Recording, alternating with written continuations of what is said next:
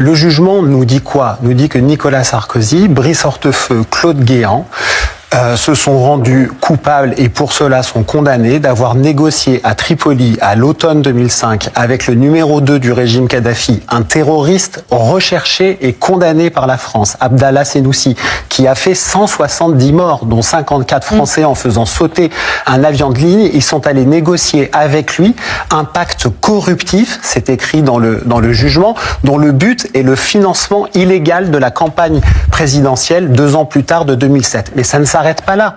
Nicolas Sarkozy, quand il est sorti, il a dit grosso modo, je suis condamné pour une idée de mes collaborateurs un peu aventureux. Pas du tout. Le jugement, intention, une idée qu'ils auraient eue, mais que... mais le jugement va plus loin. Le jugement dit qu'on a retrouvé la trace de 6,5 millions d'euros versés, effectivement versés par le régime Kadhafi, dans le but de financer la campagne.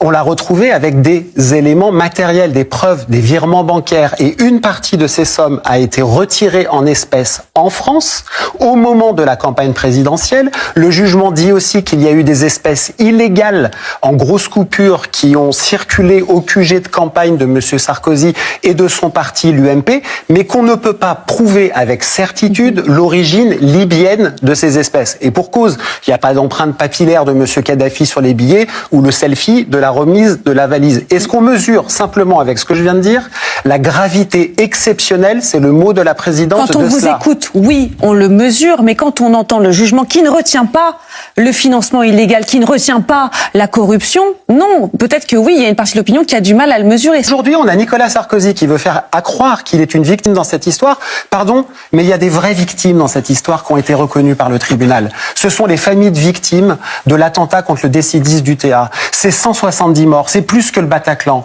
Ces personnes qui, elles, ont suivi au jour le jour le procès. Je pense à Madame Ravenot, qui est la veuve du pilote. Je pense à Daniel Klein, qui a perdu son frère dans l'avion. Je pense à Yona Abred, qui avait 1 an quand elle a perdu sa mère hôtesse de l'air. Le tribunal les a reconnus comme partie civile, comme victimes du préjudice subi par les tractations secrètes de la France avec un terroriste recherché et condamné par notre pays. Et vous savez quoi? Nicolas Sarkozy, solidairement avec M. Woerth et avec M. Guéant, doivent leur verser des dommages et intérêts. Et je trouve honteux aujourd'hui que, après ce qui s'est passé à l'automne 2005 à Tripoli, avec la musique saumâtre trumpienne au relent mafieux, avec les conséquences que ça a pour la magistrate qui a condamné, qui est menacée de mort, qu'on vienne une nouvelle fois vendre aux enchères la mémoire des victimes du DC-10, je trouve ça scandaleux.